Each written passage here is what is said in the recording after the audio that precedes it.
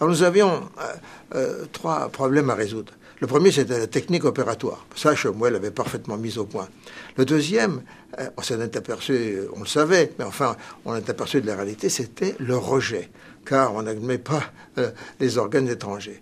Et ça, on s'est appuyé bien sûr sur les médicaments qu'utilisait la greffe rénale, qui marchait déjà depuis 10 ans, mais ça ne suffisait pas, et nous avons là, pendant 10 ans, et c'est ça dont nous sommes le plus fiers, donc pas de la première qui a été une affaire presque de circonstance, mais d'avoir eu une équipe, parce que tout le monde a abandonné, les échecs étaient nombreux, d'avoir eu une équipe ici qui, patiemment, pendant 12 ans, a reconnu les différentes complications, les a traitées, jusqu'au moment où, en 1980, nous avons eu un anti-rejet exceptionnel, la cyclosporine. Alors là, ça a été évidemment le développement extraordinaire des greffes. Mais on s'est aperçu là qu'il nous restait une troisième chose, qui était le matériau, le greffon. Donc pour l'instant, eh bien, qui est-ce qui peut donner le greffon? Ben, il n'y a que nous. C'est ça qu'on appelle le don d'organes.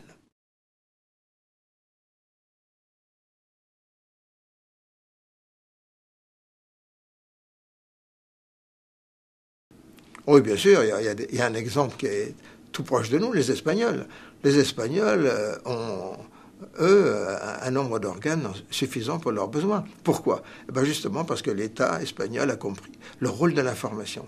Et il a délégué à 30 médecins le rôle d'aller parler partout à la population et d'expliquer que le don d'organes, c'est quelque chose qu'on ne donne qu'après sa mort, une mort très particulière qui se passe malheureusement après la destruction du cerveau. On est hospitalisé et avant d'être rendu définitivement à sa famille, eh bien, en quelque sorte, on prête des organes pour donner la vie aux autres. C'est prodigieux. C'est pas du tout une profanation de notre corps, c'est au contraire une glorification. Notre mort, si malheureusement parfois elle est dramatique, il ne faut pas qu'elle soit inutile.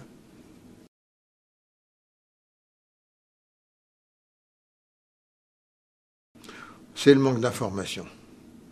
C'est un problème considérable, parce qu'effectivement, actuellement, pour tous les organes, il y a 12 000 personnes qui attendent chaque année une greffe. Et on n'en greffe que 4 500, même pas 5 000. Par conséquent, ce manque de greffons est dramatique. Pourquoi? Bon, certes, il y a parfois des raisons techniques, mais la plupart, c'est vrai, c'est parce que on n'a pas le consentement. Alors, quel est ce consentement? Pour un mineur, pour un enfant, c'est le consentement écrit des parents, bien sûr.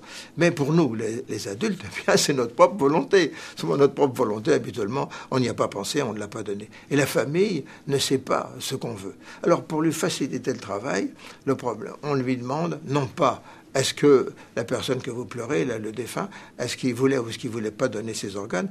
On lui dit, est-ce que, de son vivant, il a formellement refusé le don d'organes? Car la loi française est faite comme ça.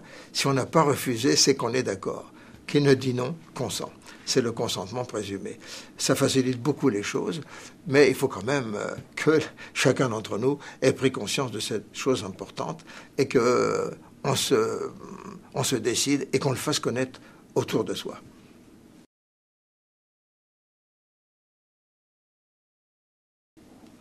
Découragé, non. Indigné, oui. Mais enfin, comment ça se fait que chacun d'entre nous, la population, a tellement besoin d'être bien soigné? Récemment, des morts dans les hôpitaux, tout le monde est furieux, indigné, etc. Et alors que là, c'est nous qui pouvons sauver des gens. C'est pas une infirmière qui fait ceci ou un médecin qui fait cela. C'est nous. Et on ne le fait pas.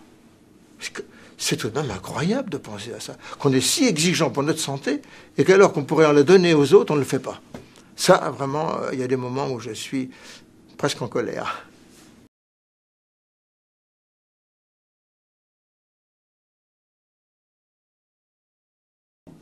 Ben d'abord, merci.